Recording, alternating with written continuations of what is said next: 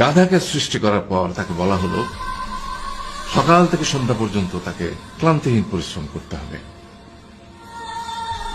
সারা জীবন তাকে পিঠে ভারী বোঝা বইতে হবে, খেতে পাবে শুধু ঘাস, আর তার মাথায় কোনো বুদ্ধি থাকবে না।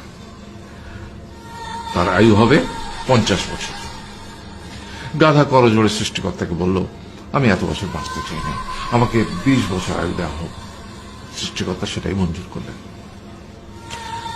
কুকুরকে যখন সৃষ্টি করা হলো তখন তাকে বলা হলো যে সে হবে মানুষের সবচেয়ে বড় বন্ধু, কিন্তু সে খাবে মানুষের উচ্ছিষ্ট, এবং তার আয়ু হবে 30 বছর। কুকুর সৃষ্টিকর্তাকে বলল, আমি এত বছর বাঁচতে চাই না, আমাকে 15 বছর আয়ু দেওয়া হোক। সেটাই মঞ্জুর করা হলো। এরপর বানরকে বলা হলো, তুমি শুধু গাছের এ ডাল থেকে ও ডালে ঝুল খাবে এবং নানান রকম ফন্দি ফিকির করে মানুষকে আনন্দ দিবে, তোমার আয়ু হবে 20 বছর। মানুষ বলল, আমি 20 বছর বাঁচতে চাই না, আমাকে 10 বছর দেওয়া হবে।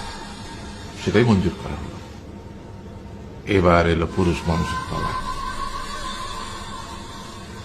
তাকে বলা হলো যে তুমি হলে প্রাণীকুলের মধ্যে সবচেয়ে বিচক্ষণ এবং বুদ্ধিমান, সেই জন্য তোমাকে প্রাণীদের শিরোমণি করা হলো এবং তোমার আয়ু হবে 20 বছর।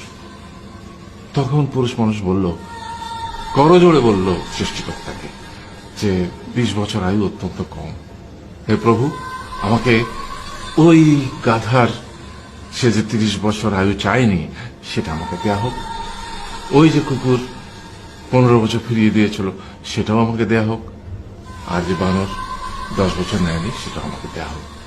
20 বছর অত্যন্ত কম, আমি দীর্ঘদিন বাঁচতে চাই। সৃষ্টিকর্তা সেটাও মঞ্জুর করলেন। তারপর কি হলো? সেই থেকে ছেলেরা পুরুষ মানুষ হিসেবে বাঁচে 20 বছর, তারপরের 30 বছর সংসারের বোঝা পিঠে করে বয়ে বেড়ায়, সেটা কার মতো? গাধার মতো। তারপরের 15 বছর সে তার ছেলে মেয়েরা যা দেয় সেই রকম ঠিক কুকুরের মতো উচ্ছিষ্ট খেয়ে বাঁচে। আর তারপরে বৃদ্ধ বয়সে ঠিক বানরের মতো, যেমন গাছের এডাল থেকে ওডাল ঝুল খায় বানর, তেমনি এই ছেলের বাড়ি থেকে ওই ছেলের বাড়ি, আর নানান রকম ফন্দি ফিকির করে তার নাতি নাতনিদের আনন্দ দেওয়ার চেষ্টা করে।